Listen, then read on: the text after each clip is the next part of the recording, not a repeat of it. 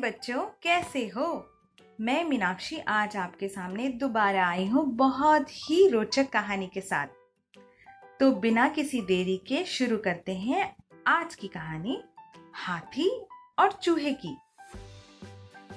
एक समय की बात है, एक भयंकर से भूकंप ने एक पूरे गांव को बर्बाद कर दिया था, जिस कारण से वहां रहने वाले सभी गांववासी को गांव छोड़कर जाना पड़ा।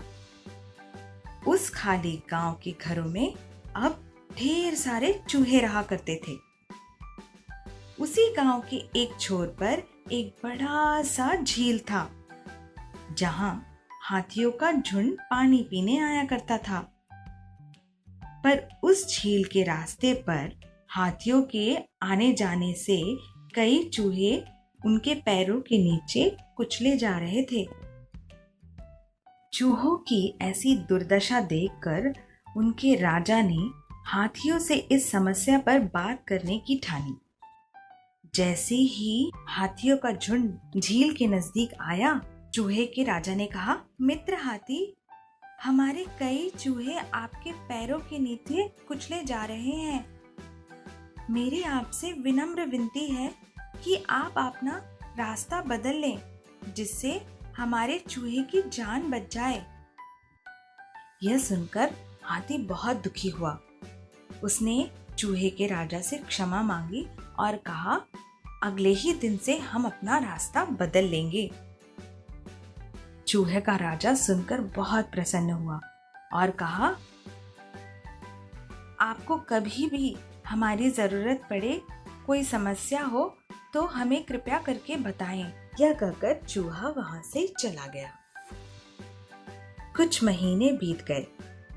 एक दिन एक हाथी चरते चरते शिकारी के जाल में फंस गया।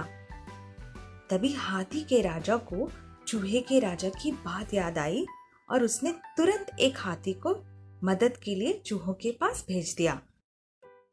जैसे ही चूहे के राजा को इस बात का पता चला, उसने अपने सभी मित्रों को उस जगह पर जाने का आदेश दिया। सभी चूहे वहां पहुंचकर अपने नुकीले दांतों से जाल को कुतरने लगे और देखते ही देखते हाथी जाल से आजाद हो गया।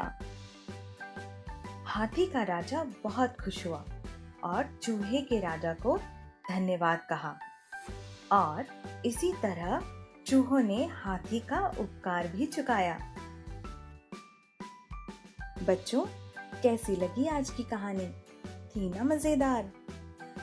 अब तुम बताओ, क्या है तुम्हारी कहानी, तुम्हारी मदद की कहानी? क्या तुमने या तुम्हारे किसी दोस्त ने एक दूसरे की मदद की हो जब तुम समस्या में थे? जरूर बताना। मैं मीनाक्षी दोबारा मिलूंगी एक बहुत ही रोचक कहानी के साथ।